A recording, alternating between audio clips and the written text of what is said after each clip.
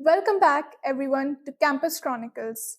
Each episode, we bring you leaders and innovators who are shaping our future. Today, we are absolutely honored to sit down with Sir Noor Hussain Shar, Director of IB Community Colleges.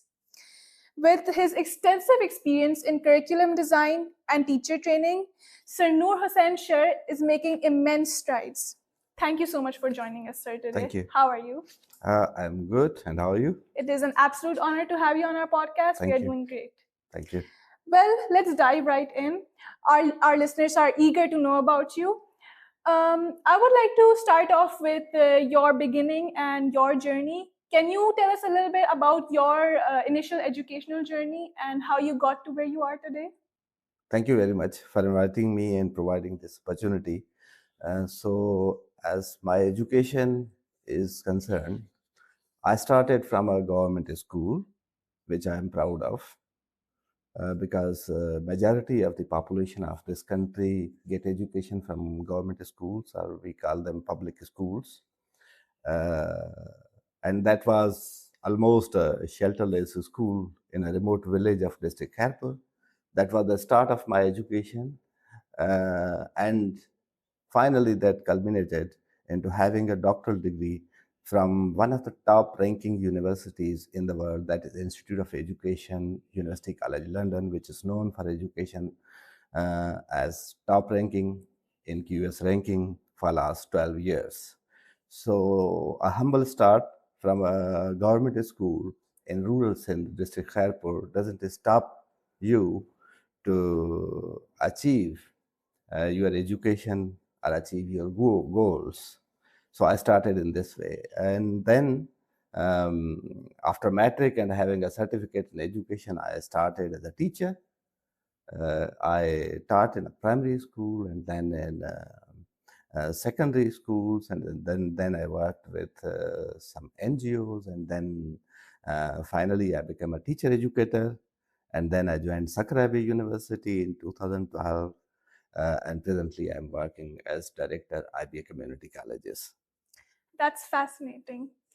Let's talk about the school education in Pakistan, especially in the schools of IBM. What do you think is the main thing that differentiates the schools that are under IBS supervision to other schools that aren't? Education in Pakistan overall is, I think, in a situation which cannot be said that it is satisfactory. Uh, the conditions of education overall in country are, I can say, they need a lot of transformation, and that transformation is required in terms of curriculum, in terms of pedagogies, in terms of educational policies, in terms of educational textbooks and content used in the schools, school facilities that are provided to the schools, the community involvement, and the teacher development. So you can say that all areas of education and schooling in Pakistan needs revolutionizing,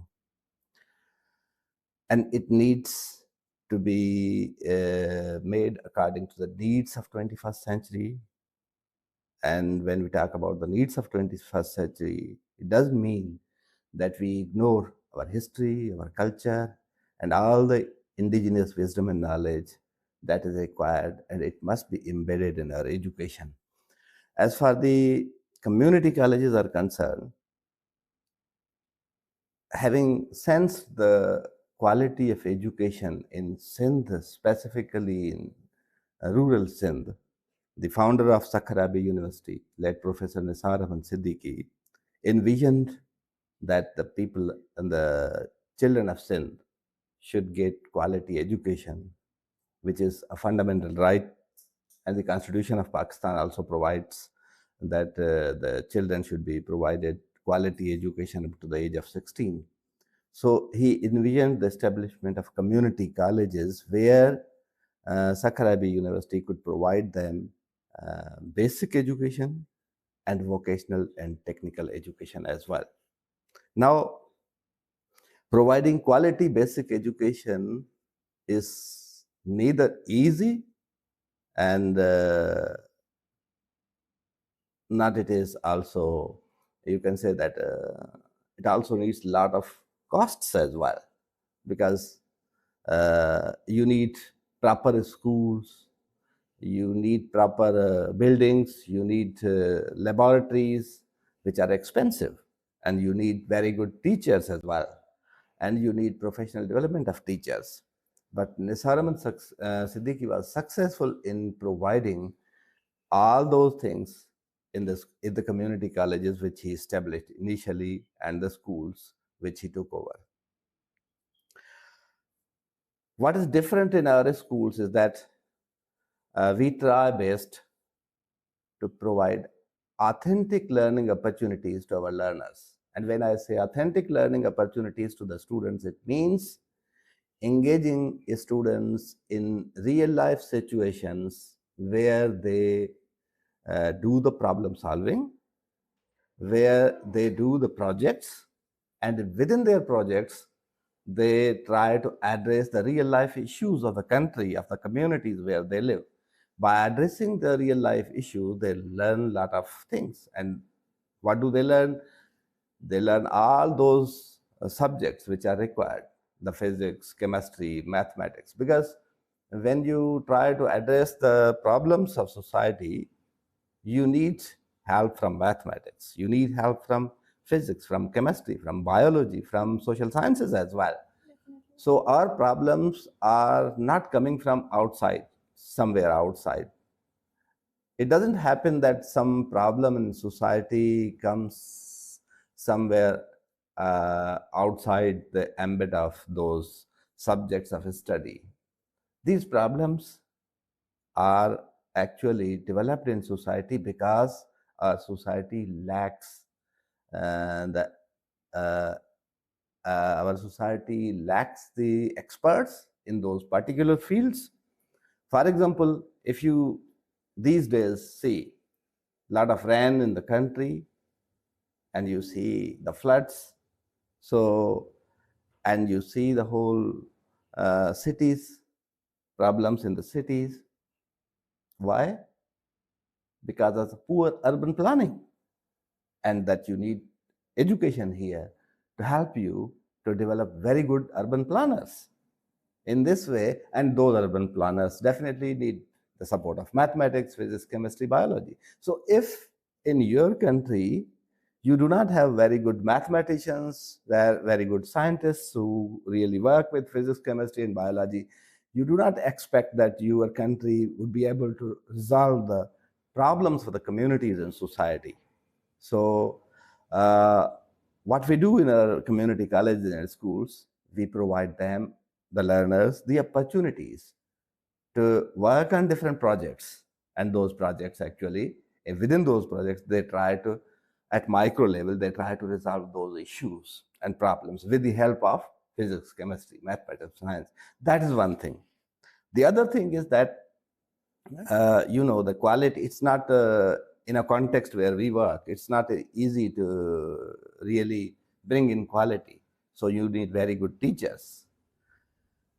First of all, we hire teachers on merit basis. As you know, Sukkur has this motto of merit, quality, and excellence. So we hire teacher on merit, and hiring a person on merit doesn't mean that now your work is done. We provide them professional development opportunities. We equip them with the skills that are required to teach students. We do this in all schools. Every school has a professional development mechanism. So we teach the teachers how to teach effectively. Then you need a proper assessment.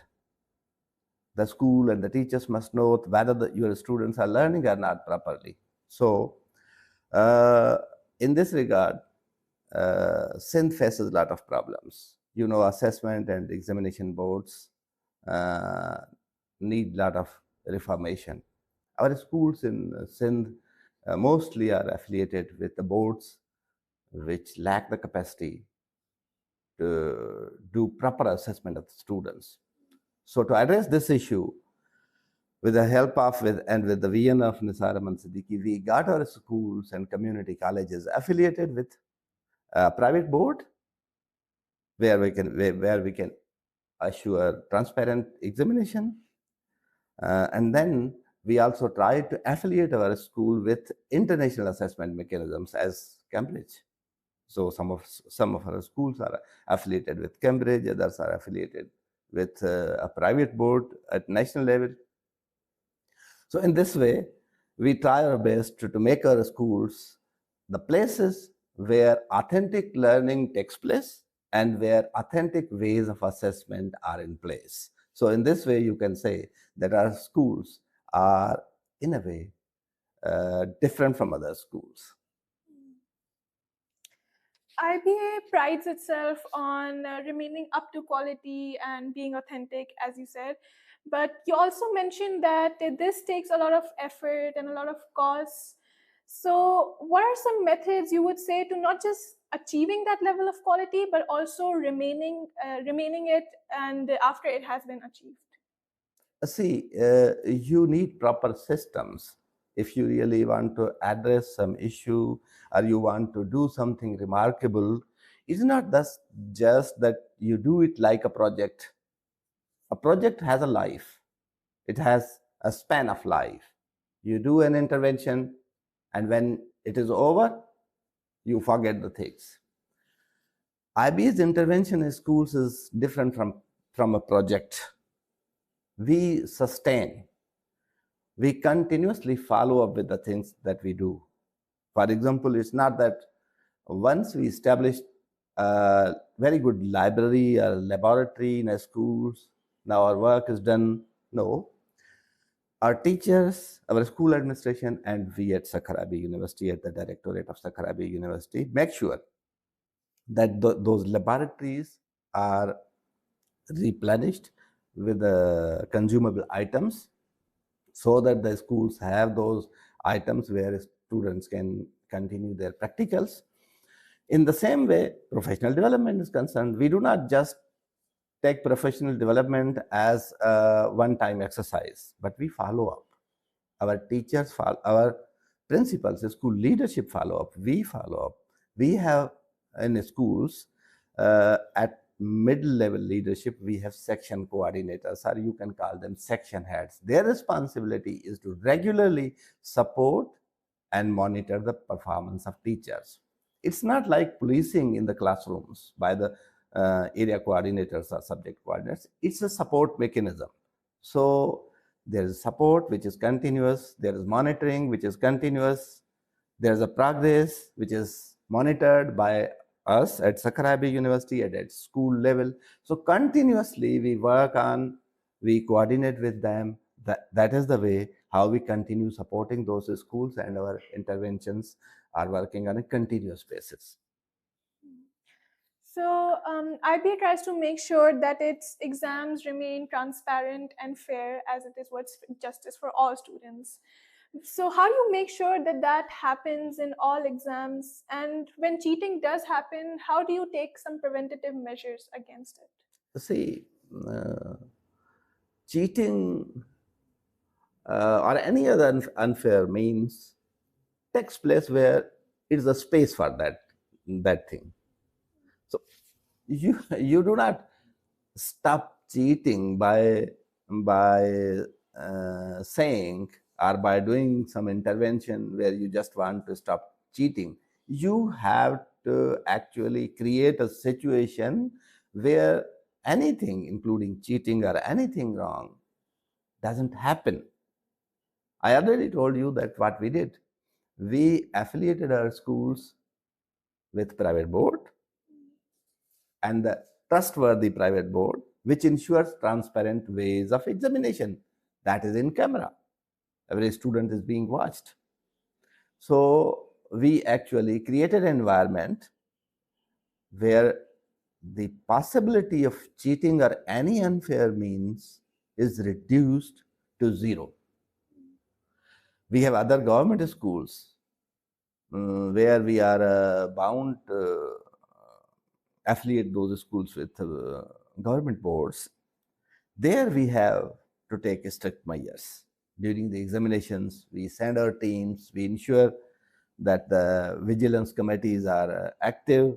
So we also have stopped cheating in those government schools which are under our management. And the schools that we run by ourselves, or we can call the schools like community colleges and schools which are managed directly by us, those schools are affiliated with such boards and international boards like Cambridge and the private board where the environment doesn't allow cheating. Sir, there's currently a very big debate going on STEAM education versus 21st century practical skills. Where do you stand on this? What is your perspective for our students currently? See, STEAM, the idea of STEAM is not new. Someday, some leader or educationist coins some idea and then it is accepted. That's a different thing. But actually, what is STEAM? It is science, it's technology, it's engineering, it's mathematics. That is what makes it STEM or STEAM, adding art, then they call it a stream, adding reading. So since the very beginning when education started, education was all about science, technology, mathematics. So the idea, I would say, as an educationist, I would say that idea of STEAM, though it emerged in USA and a couple of years back, but this is not a new idea. It has been the part of education since centuries, not for the decades. So what we do, I told you, we focus on science, technology, mathematics. When we focus science, technology, mathematics, and engineering, it's all about STEAM. So when we started our school in 2010, from the very beginning, we were focusing that what you can call STEAM, and we appreciate. And specifically, we arrange STEAM-based projects for the students where they do the project work. So we have STEAM competitions and STEAM exhibitions in our schools. But we are not much fascinated by the idea of STEAM that it's something new invention. It's part of our life. It's part of our learning that takes place in every school every day. STEAM is not something that you just arrange a STEAM exhibition and you click photographs and you just project it in the media and everywhere. It is every day in your class. If your STEAM is not happening every day in your class, that I think it has no use. It's not more than just marketing. And many people, many institutions do it, that we are doing STEAM. But when you go into the classroom, something different is happening. So in education, whatever you want to do, you have to make it a part of your daily schooling practices, not as an exhibition. So a STEAM exhibition may be a useful idea, but what is happening in your daily classroom is more important. So we have STEAM and it happens every day in the classroom. The next thing that you asked about was the 21st century skills. Again, I have same understanding about the 21st century skills. Was communication important before the 21st century? My question is from those who talk a lot about 21st century skills. It was communication was essential part of your learning even before 21st century. Definitely. So critical thinking is another 21st century skill, and it was the critical thinking which made Aristotle the Aristotle. The critical thinking has been essential for learning from the very beginning. So these all concepts are the part of education from the very beginning, and thanks to God, these are the part of our schooling practices in community colleges and public schools. So all those critical thinking skills, communication skills, and collaboration skills are required in the in the schools. And when we do projects, in project learning, what happens that you prepare a group of students. So in group of students, all those things, the communication, the critical thinking, and the collaboration, all things are required. So mostly the students learn those 21st century in our schools. The good thing, or the good part of our schooling, is that when you see our students when they graduate from our schools, I have been following up with those students, and I have communicated with many of the professors who teach them in the universities, including the Sukkur University and other universities. I have very good comments about the graduates of community colleges. They appreciate a lot. They say that they they star like and they shine like stars in the universities. So the success is when you're a student from a school or college graduates, and when he goes to university, is really he able to study there as an independent learner. Our graduates are, mashallah, independent learners in the universities. Their performance is the top performance. Those are some very fascinating perspectives. I don't think I've heard those kind of takes in that discussion before. And I would also like to bring up one of your own publications known as Globalization and Teacher Professionalism in Sindh. Can we talk a little bit about this? How did you come about to writing this? And what do you think of it now, many years after it has been written and published? Thank you. Actually, see, in the field of education, and in every field, if you are a person from any field, and if you have learning, and if you have work in that field, you have a lot of experience. And I think it is the responsibility of every professional to share your learning with future generations and with other fellows so that they can benefit from it. This book is actually, when I started my doctoral studies in University College London, the very first course was professionalization. So the course on professionalization was such a powerful course, really, that I was inspired to do something meaningful in that. So the whole work that I did in that course, I thought it was useful for other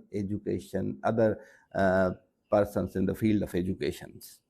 So I wanted to share that work in the shape of a book. I have paper on that as well, but as you know, that papers are read by very selective people, and papers are mostly used by the people when it is required. But books are mostly used, and a book has a longer life than a paper. So I wrote this book, and specifically, I realized during that course, and even before that, that in the context of Pakistan and Sindh, specifically in education, we lack professionalism. And I feel that lacking of professionalism very deeply. I really feel sad about lack of professionalism in education. That motivated me to write something on professionalism. This book actually talks about professionalization of teachers in Sindh. And then when you talk about professionalization, it's a vast field and it has several aspects. So I just selected 3 aspects. That was the globalization, the foreign aid, and the English language and neoliberalism. English language and globalization and neoliberalism, those are very powerful things which you see every day in our schools, in our education teaching profession. So I try to write that for the teachers so that they can develop a sort of understanding that how can they become sort of more professionals when they work with students, or when they learn their professional skills, or when they work in schools. So I think that is, and I have got a lot of appreciation on that book from specifically from the teachers and teacher educators. The other thing is that I have recently another book that is, I think, coming in this month, that is titled Schools of the Oppressed. Specifically in that book, I have also talked about the condition of our schools, and I have tried to express in that how can we improve our schools. So I think it's the responsibility of every professional to share his or her professional learning with the other fellows of the same field.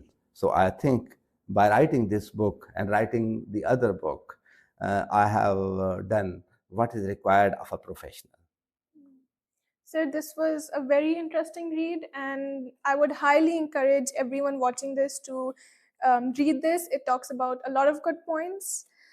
I have just one last question for you that I think might be the most important that I asked today. We're seeing this trend of young people who are skipping higher education and initializing their own businesses and their own startups and freelancing instead of pursuing education. What do you think about that? See, yes, as you said, it's really very important. Now, my understanding of the youth in Pakistan is that they need lot of learning. What you see in Pakistan, that majority of the youth prepare themselves and try to prepare themselves, in which mostly they fail. They try to prepare themselves for jobs, which I really don't think is possible for them, because uh, all 250 million people will not be the employees, and then where will they work? It's not possible. So entrepreneurship is something really very good, but entrepreneurship also needs some sort of learning and some sort of serious attitude towards it. A startup becomes really successful when it is very well thought.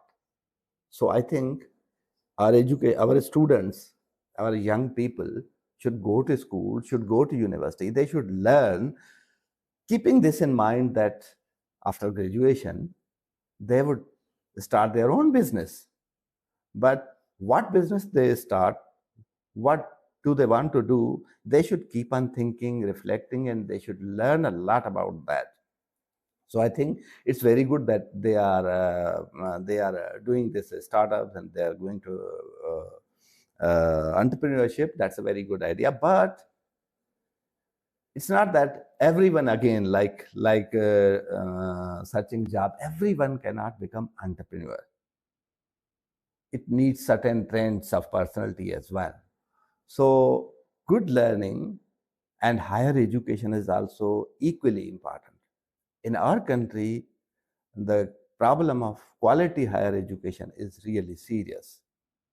And the reason behind this is that our students who come from other schools do not have the skills which are required for quality higher education. For example, if you need quality higher education, your quality higher education is all in English language, unfortunately. So first of all, a school graduate should have at least very good command on English language, that he or she should be able to read the whole stuff in English and understand. It's not only the reading and understanding, but being able to critically examine that whole content.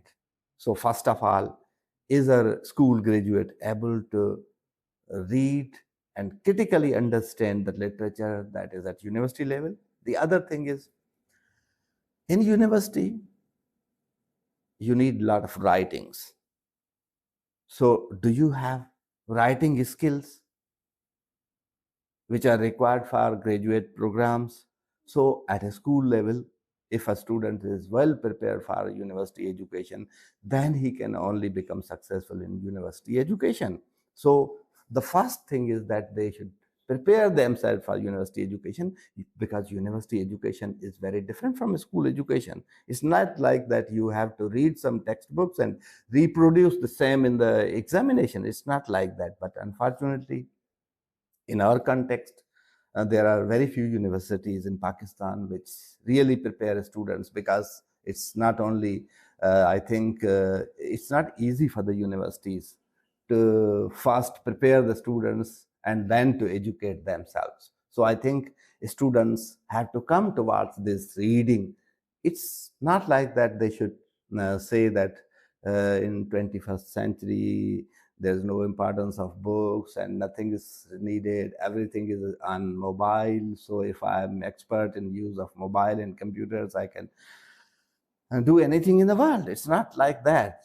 Go and explore the developed world, which we say developed world. You will find libraries and you will find students and scholars spending most of their time in libraries. So I would encourage youth people to read a lot, not only from the mobile, but really from the textbooks and from the books. They should read a lot. I think reading gives you power. As they say, knowledge is power. Now, knowledge is really power to enable you, but it doesn't mean that you gain knowledge, you gain power to suppress others. You gain power to empower others. If that knowledge empowers you to support others and facilitate and empower others, and you get that knowledge to empower yourself in terms of learning, in terms of being able to look at the content and literature carefully, I think our young have lot of potential. They can become successful if they are focused, if they really study and enable them to be able to reading and writing, which I think unfortunately in the context of Pakistan is missing. So I think your strongest piece of advice yet is for students to focus on reading and writing and further those skills. Am I right? Yes, they must focus on those two things, which are very important, and that will give them the power, the endless power. All right, Sir Noor Hussain Shar, thank you so much for joining us today. It was such an honor to have you on this podcast. Thank you very much.